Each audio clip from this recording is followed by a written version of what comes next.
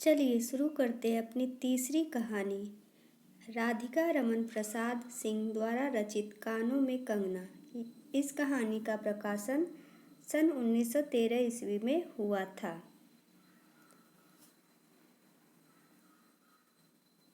किरण, तुम्हारे कानों में क्या है?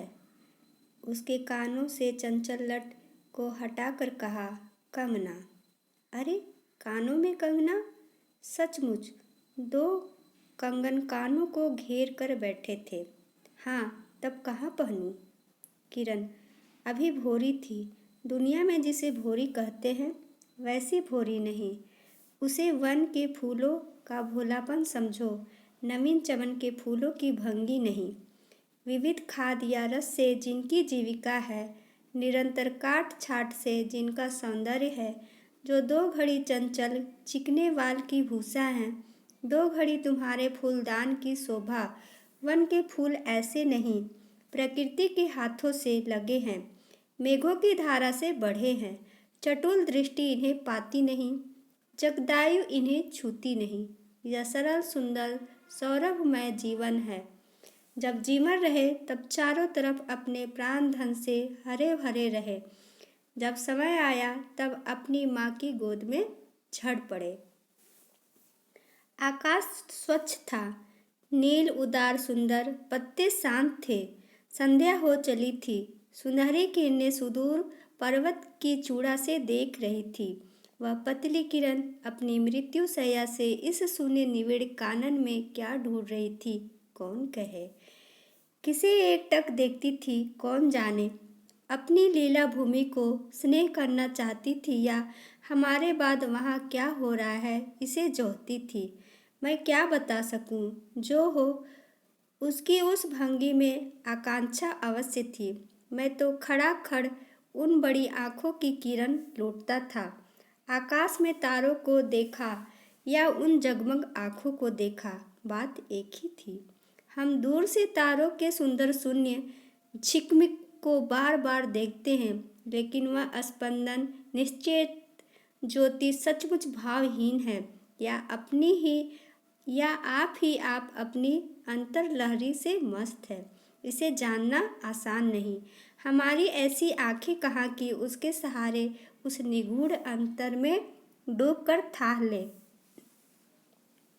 मैं रसाल की डोली थामकर पास ही खड़ा था। वह बालों को हटाकर कंगन दिखाने की भंगी प्राणों में रह रहकर उठती थी। जब माखन चुराने वाले ने गोपियों के सर से मटके को तोड़कर उनके भीतर किले को तोड़ डाला, या नूरजहां ने अंचल या कबूतर को उड़ाकर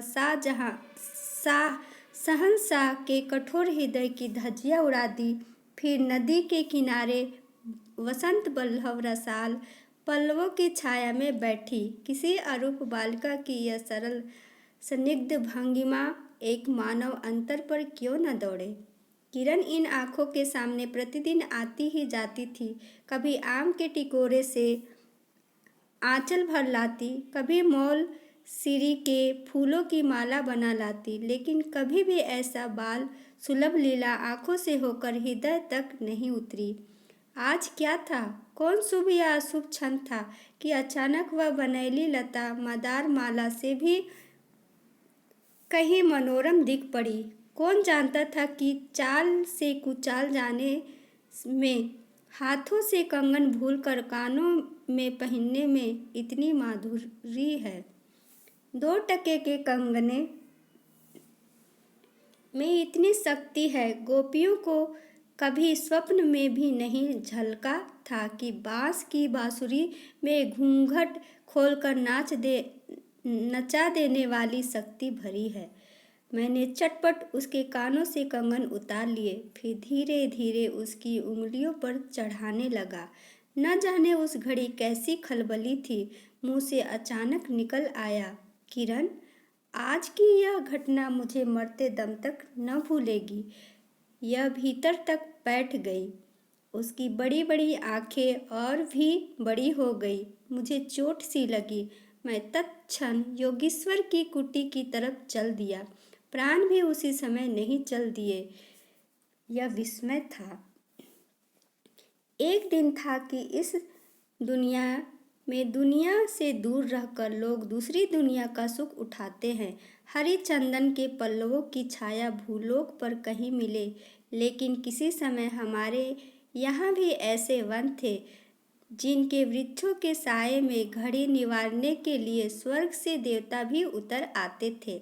जिस पंचवटी का अनंत यौवन देखकर राम की आंखें भी खिल उठी थी, वहाँ के निवासियों ने कभी अमरतरु के फूलों की माला नहीं चाही, मंदाकिनी के छींटों की शीतलता नहीं ढूंढी, नंदनोपवन की का सानी कहीं वन भी था। कल्प वृक्ष की छाया में शांति अवश्य है, लेकिन कदम की छैया कहाँ मिल सकती।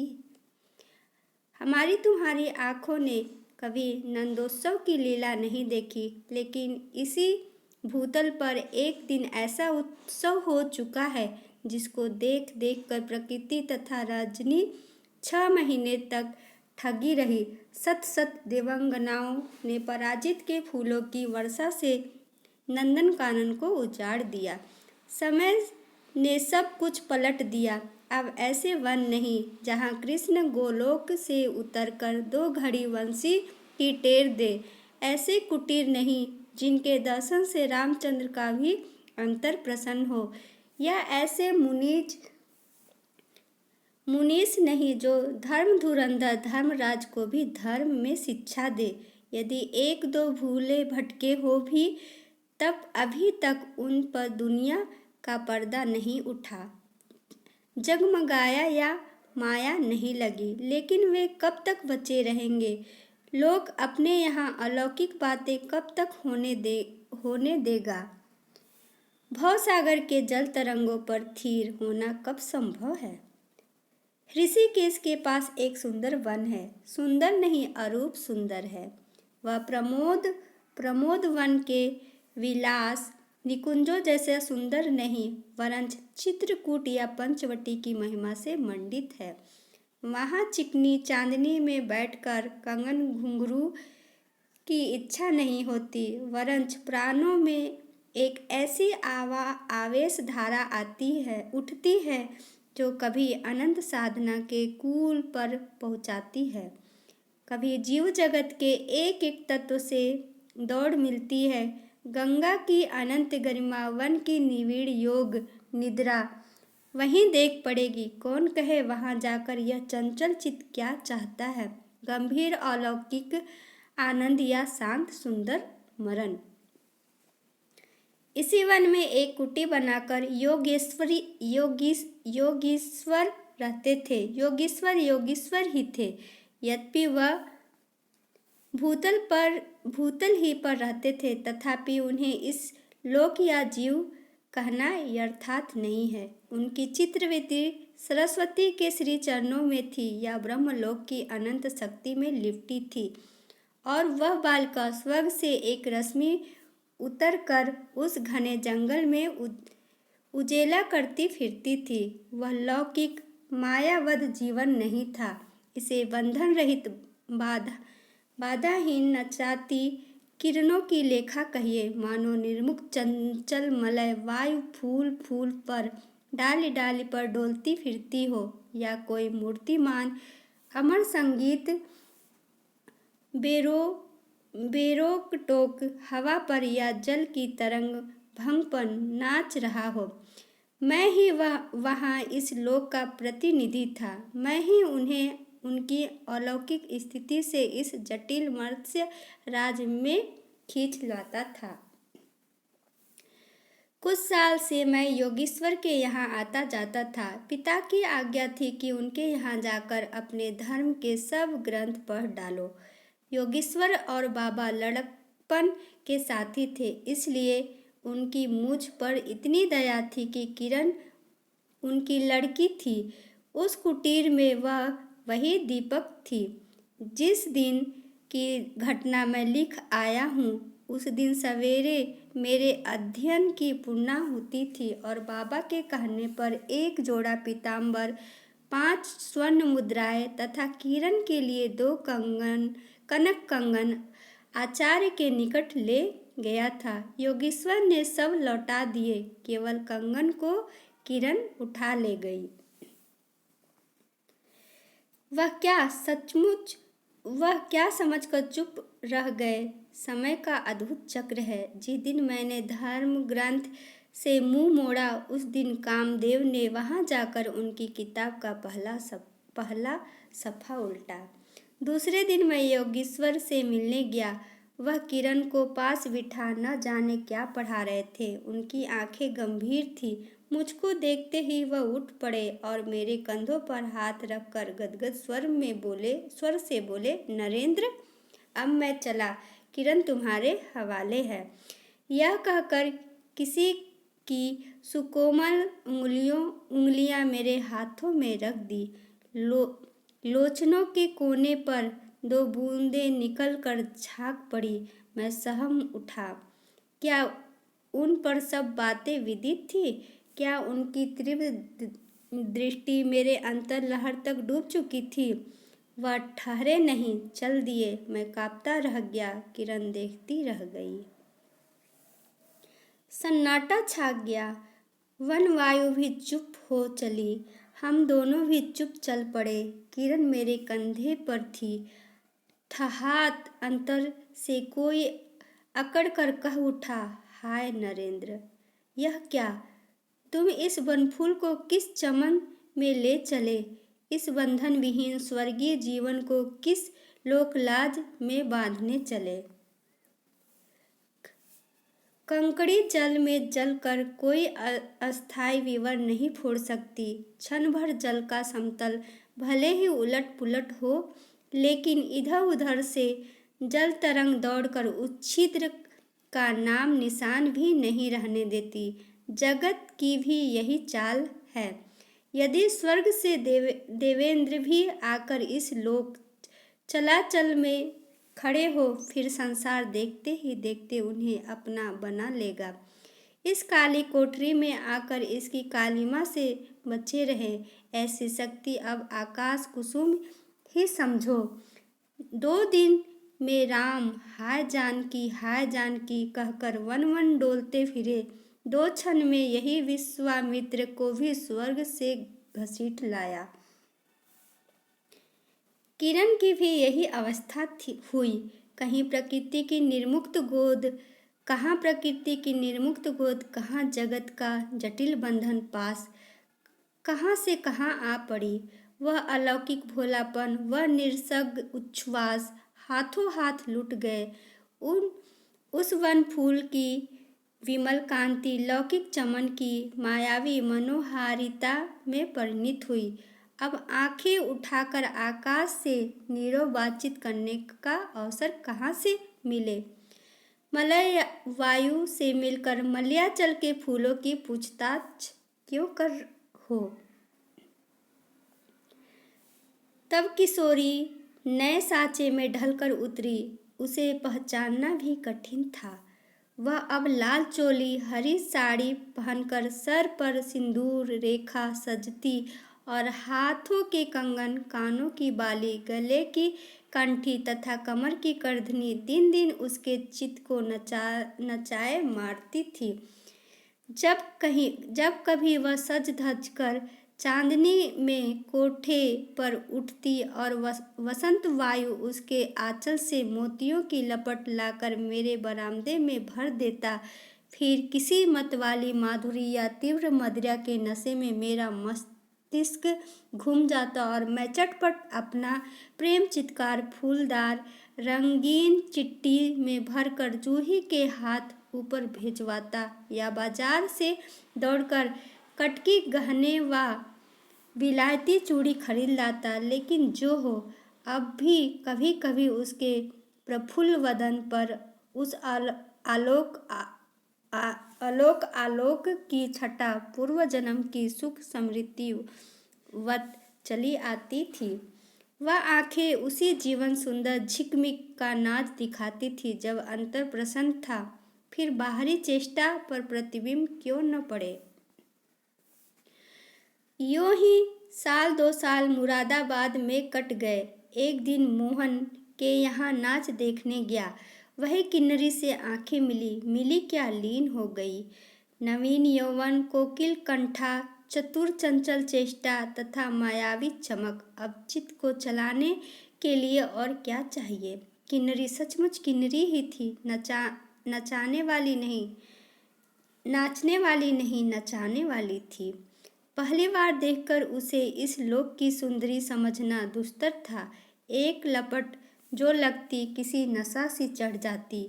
यारों ने मुझे और भी चढ़ा दिया।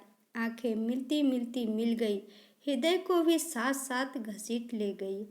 फिर क्या था, इतने दिनों की धर्म शिक्षा, 7 वत्सर की पूज्य लक्ष्मी, बाप दादों की कुल प्रतिष्ठा, पत्नी से पवित्र प्रेम एक एक करके उस प्रदीप्त वासना कुंड में भस्म होने लगी। अग्नि और भी बढ़ती गई। किन्नरी की चिकनी दृष्टि, चिकनी बातें भी घी बरसाती रही। घर बार सब जल उठा। मैं भी निरंतर जलने लगा, लेकिन ज्यों ज्यों जलता गया, जलने की इच्छा जलाती रही। 5 महीने कट गए, नशा उतरा नहीं। बनारसी साड़ी, पारसी जैकेट, मोती का हार, कटकी कर्णफूल सब कुछ लाकर उस मायाकारी के अलक्त रंजित चरणों पर रखे। किरण हेमंत की मालती बनी थी, जिस पर एक फूल नहीं, एक पल्लव नहीं।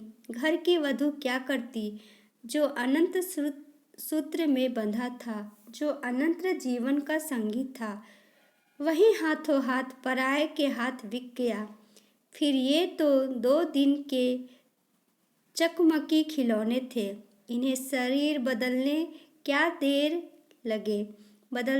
देर लगे। दिन भर बहानों की माला गूंथ गूंथ किन्नर के गले में, और शाम को मोती की माला उस नचाने वाली के गले में सशंक निर्लज डाल देना, यही मेरा जीवन निर्वाह था। एक दिन सारी बातें खुल गई। किरण पछाड़ खाकर भूमि पर जा पड़ी। उसकी आंखों में आंसू न थे, मेरी आंखों में दया न थी। बरसात की रात थी, रिमझिम बूंदों की छड़ी थी।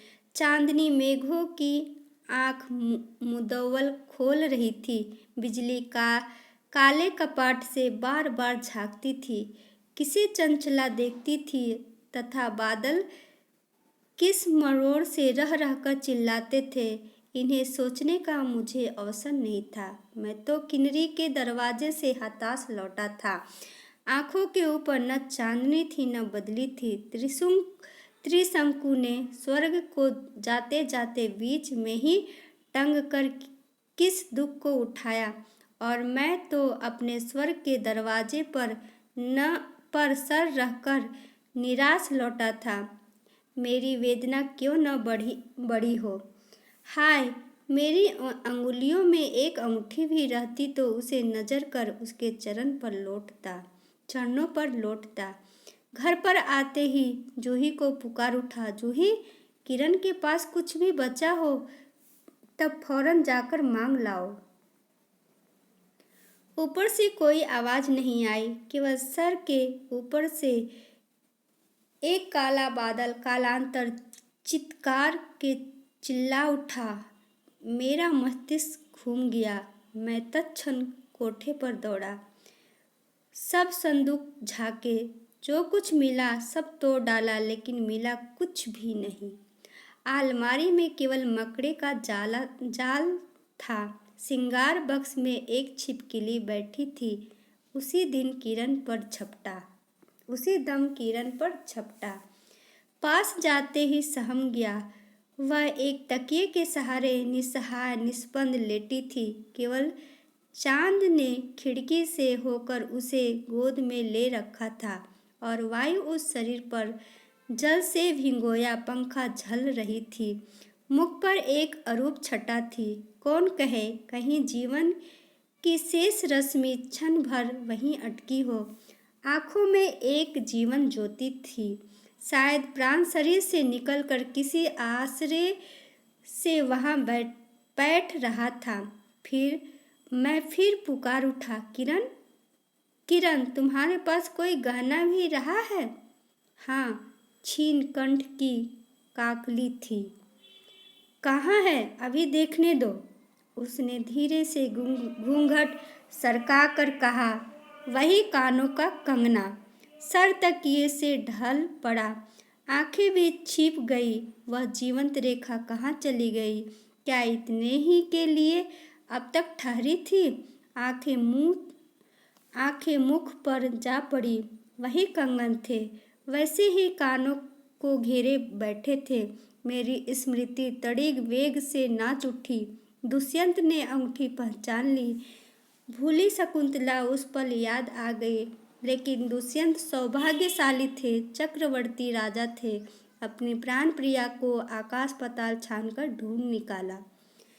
मेरी किरण तो इस भूतल पर न थी। किसी तरह प्राण देकर भी पता पाता, परलोक से ढूंढ निकालूं ऐसी शक्ति इस दीनहीन मानव में कहाँ?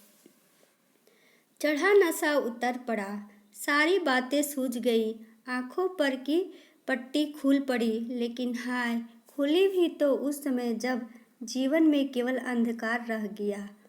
तो ये थी कहानी हमारी कानों में कंगना। आशा करती हूँ आप सभी को पसंद आई होगी। नमस्कार।